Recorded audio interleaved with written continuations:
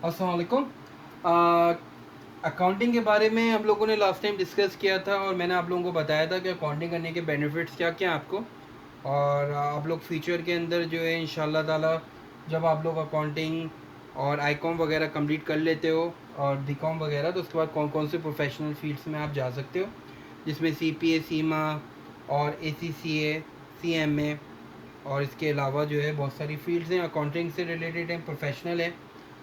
Professional field में आप इंशाल्लाह ताला आगे जाओगे।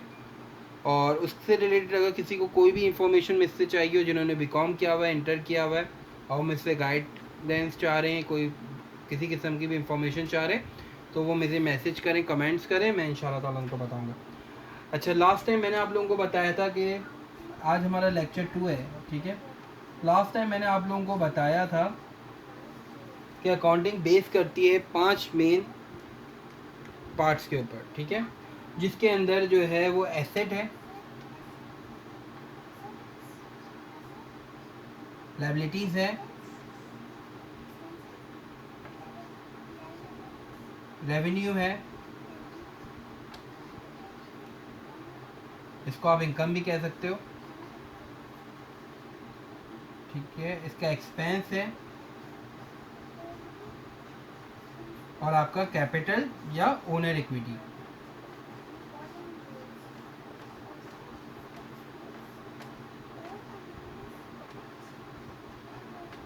सही है। ये 5 चीज़ों पे आपकी अकाउंटिंग बेस कर रही होती है। लास्ट टाइम मैंने बताया था, फर्दर मैं इसको एक्सप्लेन कर लूँगा और जो है आगे कोशिश करके कुछ मज़ीद हम टॉपिक्स वगैरह भी कवर करने की कोशिश करेंगे। आईकॉम के टॉपिक्स जो है हम सारे इंशाल्लाह ताला कवर करेंगे अपने लेक्चर्स में, और उसके बाद फिर इंटर के कंप्लीट होने के बाद हम बीकॉम, और बीकॉम के बाद फिर प्रोफेशनल्स के जो भी टॉपिक्स हैं या जो भी क्वेश्चंस हैं उसको हम कवर करेंगे इंशाल्लाह ताला। जब आप लोग ये कर लोगे लेक्चर्स के बाद, हम लोग जो है वो आईकॉम के जो बच्चे हैं वो जब एग्ज़ाम में बैठेंगे तो उनको बहुत आसानी से वो पेपर सॉल्व कर लेंगे और सारे टॉपिक्स को फुल कर लेंगे आराम से, ठीक है। कोई इवन चॉइस भी होती है कि ये क्वेश्चन करना है, ये क्वेश्चन नहीं करना है, उसके बावजूद भी आप लोगों को ऐसा होगा कि इंशाल्लाह सारे क्वेश्चंस आते होंगे और आप सारे क्वेश्चंस करेंगे, सही है। बस शर्त ये है कि आप लोग इसको जो है प्रॉपर पढ़ें और जो मैं आपको बता रहा हूँ उसको रिपीट ज़रूर कर लिया करें। 5 चीज़ें मैंने आपको बता दी अकाउंटिंग की जो मेन पार्ट्स हैं। अब जो नंबर 1 था वो एसेट्स था। एसेट्स जो है हमारा वो 2 चीज़ों पे होता है, ठीक है। एक होते हैं हमारे पास करंट एसेट और एक होता है हमारे पास फिक्स एसेट। करंट एसेट हमारे पास कौन कौन से होते हैं? करंट एसेट हमारे पास जो होते हैं, करंट एसेट्स में हमारे पास कौन कौन से होते हैं? Cash, bank, account receivables. Account receivables वो होते हैं जैसे आपने किसी को कोई चीज़ बेची और उसने आपको पैसे नहीं दिए और उसने आपसे थोड़ा टाइम ले लिया, तो जब तक का जो है वो आपको वो जो रिसीव पेमेंट नहीं हो जाती या आपके पैसे आपको नहीं मिल जाते, उस वक्त तक वो अकाउंट रिसीवेबल्स होते हैं। उसको हम अकाउंट रिसीवेबल्स कहते हैं या डेबिटर्स कहते हैं, ठीक है। उसके बाद आपके पास जो है कैश है, बैंक है, अकाउंट रिसीवेबल्स हैं, सही है। और आपके पास जब हम आते हैं फिक्स एसेट्स के अंदर, और भी बहुत सारे कैश एसेट जो मैं फर्दर आपको इंशाल्लाह ताला जब हम क्वेश्चंस करेंगे तो आपको मुकम्मल पता चल जाएगा कि कौन कौन से हमारे पास कैश एसेट्स हैं। ये मैं आपको सिर्फ एक इंट्रोडक्शन के तौर पे बता रहा हूँ। फिक्स एसेट्स के अंदर हमारे पास लैंड है, बिल्डिंग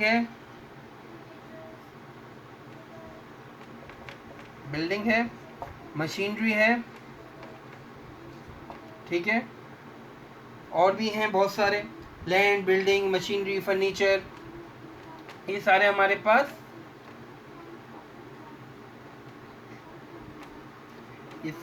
पास कोई क्या चीज़ है, ये हमारे पास फिक्स एसेट्स हैं। और कैश, बैंक, अकाउंट रिसीवेबल्स, ये सारे हमारे पास क्या हैं? ये करंट एसेट्स हैं। इंशाल्लाह ताला बहुत होते हैं, काफ़ी सारे हैं, नोट रिसीवेबल्स भी हैं, सब चीज़ें, वो हम आगे जाके फर्दर इसको एक्सप्लेन करेंगे और आपको इंशाल्लाह बताते भी रहेंगे। तो ये हमारे पास जो नंबर 1 टॉपिक था, जो नंबर 1 बेस है हमारी एसेट उसके अंदर दो पार्ट्स हैं, एक करंट एसेट्स है और एक फिक्स एसेट्स है। सही है। अच्छा जी, अब ये एसेट्स की बात होने के बाद अब हम आते हैं लायबिलिटीज के ऊपर। लायबिलिटीज वो जो हमें देना है मार्केट के पैसे, हमने चीज ले ली लेकिन पैसे नहीं दिए। सही है। लायबिलिटीज,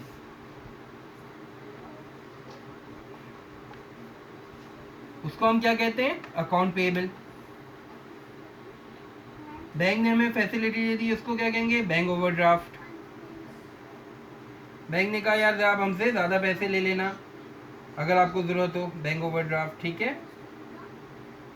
ये आपकी क्या चीज़ होती है? लायबिलिटीज़। ये कौन सी वाली लायबिलिटीज़ है? ये वाली जो लायबिलिटीज़ है हमारी, ये कौन सी वाली है?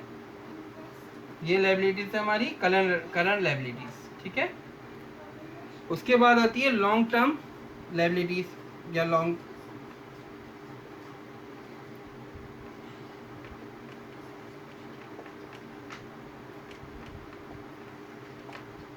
Term liabilities.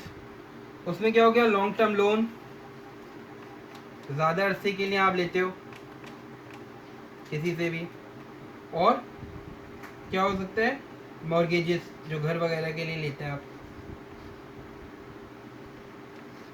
पेएबल जो होते हैं। ठीक है। ये आपके हो गए लायबिलिटीज़ के अंदर। एक होती है आपकी करंट लायबिलिटीज़ और एक होती है लॉन्ग टर्म लायबिलिटीज़। ये हमारा दूसरा भी हो गया। इंशाल्लाह ताला जैसे जैसे आगे जाएंगे आप लोग मज़ीद समझते रहोगे और आपको ये चीज़ें याद भी होती रहेंगी। ये सिर्फ मैं आपको इंट्रोडक्शन दे रहा हूँ इन चीज़ों से रिलेटेड कि आखिर लायबिलिटीज़ होती क्या हैं, एसेट्स होते क्या हैं। इसी तरीके से हमारा तीसरा पार्ट है एक्सपेंस। एक्सपेंस के अंदर हमारे पास क्या क्या होते हैं? वेजेस होते हैं, सैलरीज भी कह सकते हो, सैलरी एक्सपेंस। ठीक है भाई। और इलेक्ट्रिसिटी एक्सपेंस हो सकता है हमारा। ठीक है। इसके अलावा हमारे पास और कौन से एक्सपेंस होते हैं जो हम खर्च करते हैं नॉर्मली? रेंट एक्सपेंस, रेंट पे कोई जगह ली हुई है, ऑफिस लिया हुआ है रेंट पे, रेंट एक्सपेंस हो गया। स्टाफ की सैलरी दे ली, सैलरी एक्सपेंस हो गया। बिजली का बिल देना है। डेप्रिसिएशन, इसका पूरा एक टॉपिक है फर्स्ट ईयर के अंदर डेप्रिसिएशन का, वो इंशाल्लाह ताला मैं आप लोगों को बताऊंगा भी। और इसका बस आप इन शॉर्ट ये देखो, जो भी मशीनरी होती है उसको जो है, जो जितने सालों यूज़ होती रहती है, जितने डेप्रिशिएट होती रहती है, एक चीज़ है चलती रहेगी चलती रहेगी चलती रहेगी, वो एक टाइम, इसकी लाइफ टाइम ख़त्म हो जाती है 5 साल 10 साल 15 साल बाद। और वो जैसे जो यूज़ होती रहती है वो डेप्रिशिएट होती रहती है, तो उसको एक डेप्रिसिएशन है, इसका पूरा टॉपिक भी है। तो ये डेप्रिसिएशन हमारा एक्सपेंस भी है। ठीक है। और भी बहुत सारे एक्सपेंस हैं, फर्नीचर, ये जो भी और एक्सपेंसेस हैं वो फर्दर मैं आपको बताता रहूँगा। ठीक है। ये हमारा तीसरा पार्ट था। फिर आप आ जाए इनकम के ऊपर। इनकम या रेवेन्यू कह लें।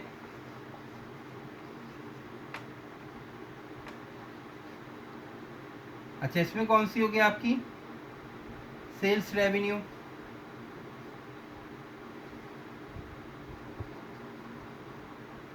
ठीक है, कमीशन, और आपका जो है वो इंटरेस्ट, और आपकी जो है वो, और जो भी रेवेन्यूज जो आपका बिजनेस कमा रहा है, जनरेट कर रहा है, बहुत सारे रेवेन्यूज होते हैं। ठीक है। ये आपका था चौथा वाला पार्ट, रेवेन्यू। सही है। इसके बाद मैं आपको बताता हूँ रेवेन्यू के बाद जो इसका बिजनेस स्टार्ट करने के लिए कोई भी सोचता है, आदमी बिजनेस करता है, जब वो पैसा लगाता है तो बिजनेस में कैपिटल या मार्केट से पैसा होता है या कोई इन्वेस्टर उसको दे दे, ओनर इक्विटी, ओनर इक्विटी। ठीक है। ये हमारा लास्ट है, पांचवा। यानी कि या तो वो अपना पैसा लगाएगा, या कोई इन्वेस्टर उसको पैसा लगा के देगा, या किसी से इन्वेस्टर से उसने पैसा ले लिया, या अपना पैसा लगा दिया, ठीक है, या मार्केट से पैसा उठा लिया जो स्टॉक्स वगैरह में होता है। तो ये सारी चीज़ें कैपिटल या बिजनेस में लगाने को कैपिटल कहते हैं। ये 5 चीज़ों पे हमारी अकाउंटिंग पूरी चलेगी। सारे क्वेश्चंस उसी पे बेस्ड होंगे, एसेट पे, लायबिलिटीज़ पे, रेवेन्यू इनकम पे और हमारी कैपिटल पे। ये सारे हमारे जितने भी आगे टॉपिक्स आएंगे उन सब में ये चीज़ें होंगी और आपको इन सब से रिलेटेड सारे टॉपिक्स मिलेंगे। ये चीज़ें अच्छी तरह समझ ली तो आगे हर चीज़ ही आसान है। तो जो अकाउंटिंग का जो मेन इस वक्त पार्ट है, जो मेन जो हम स्टार्ट करने वाले हैं जनरल या उसके ऊपर अगर हम चलें, फोकस करें, तो हमारी अकाउंटिंग हमें बहुत आसानी से क्वेश्चंस के आंसर मिलते रहेंगे। जो उसका मेन पार्ट है जनरल में वो होता है, एक होता है डेबिट और एक होता है क्रेडिट, जो मैंने आप लोगों को लास्ट टाइम भी अपने लेक्चर 1 में बताया था थोड़ा सा। डेबिट वो चीज़ होती है जो आप लोगों को हासिल होती है और क्रेडिट वो चीज़ होती है जो आप लोगों के पास से चली जाती है। अच्छा, डेबिट और क्रेडिट दोनों चीज़ें बहुत ज़्यादा इम्पोर्टेंट, हमें पता होना चाहिए कि हम कहाँ रिकॉर्ड करेंगे। एसेट्स हैं हमारे पास, वो कहाँ रिकॉर्ड होंगे, लायबिलिटीज़ हैं वो किधर रिकॉर्ड होंगी, डेबिट पे होंगी या क्रेडिट पे रिकॉर्ड होंगी, रेवेन्यू है वो डेबिट पे रिकॉर्ड होगा या क्रेडिट पे रिकॉर्ड होगा, ठीक है। इसी तरीके से आपका एक्सपेंस है वो डेबिट पे रिकॉर्ड होगा या क्रेडिट पे रिकॉर्ड होगा, कैपिटल है वो डेबिट पे रिकॉर्ड होगा या क्रेडिट पे रिकॉर्ड होगा। ये 5 की 5 चीज़ें किधर रिकॉर्ड होंगी ये पता होना बहुत ज़रूरी है। हमारा नंबर 1 था एसेट। एसेट जो है वो कहाँ रिकॉर्ड होगा, तो याद रखें जब भी आपका एसेट बढ़ेगा, इंक्रीज होगा, तो वो डेबिट साइड पे जाएगा, और जब भी आपका एसेट कम हो जाएगा तो वो क्रेडिट साइड पे जाएगा। यानी कि डिक्रीज होगा तो क्रेडिट साइड पे चला जाएगा। तो जब भी आपका पैसा आ रहा है कंपनी के अंदर या आपको पैसा कहीं से मिल रहा है तो वो एसेट आपका बढ़ा रहा है, इंक्रीज हो रहा है तो डेबिट साइड, डिक्रीज हो रहा है तो क्रेडिट साइड। नंबर 2 है आपकी लायबिलिटीज।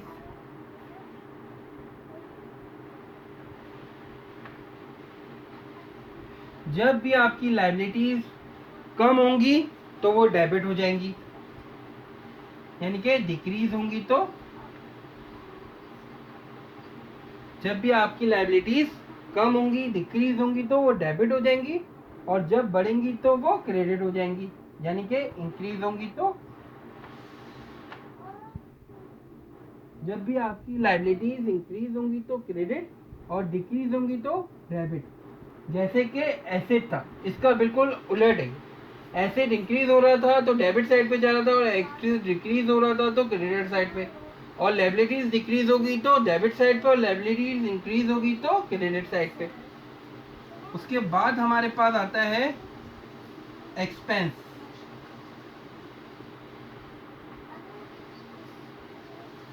ठीक है, जब हमारा एक्सपेंस बढ़ेगा तो वो डेबिट साइड पे जाएगा, यानी कि इंक्रीज होगा तो डेबिट साइड पे आ गया, और जब भी हमारा एक्सपेंस कम होगा, डिक्रीज हो जाएगा तो क्रेडिट चला जाएगा।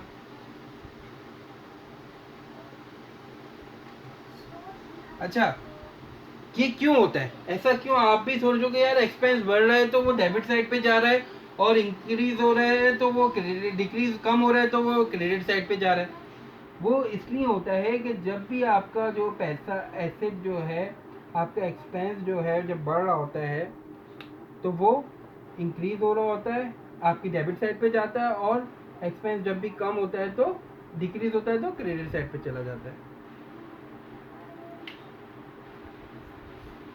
चौथा पार्ट है आपका इनकम।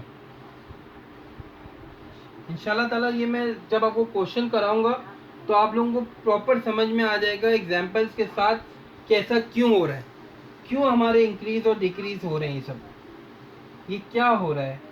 तो इसके लिए आप लोगों को ये पता होना ज़रूरी है कि एसेट्स क्या है हमारी, लायबिलिटीज़ क्या है हमारी, एक्सपेंस क्या है हमारा और इनकम क्या है हमारी।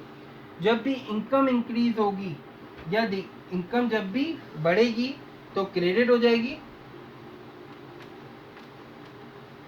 और जब भी इनकम डिक्रीज होगी तो डेबिट हो जाएगी।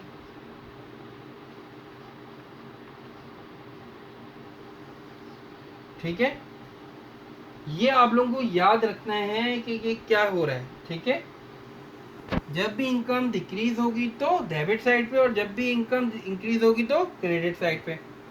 पांचवा, लास्ट, कैपिटल। जब भी हम बिजनेस के अंदर कैपिटल डालेंगे, तो जब कैपिटल आपका बढ़ेगा, इंक्रीज होगा तो क्रेडिट साइड पे,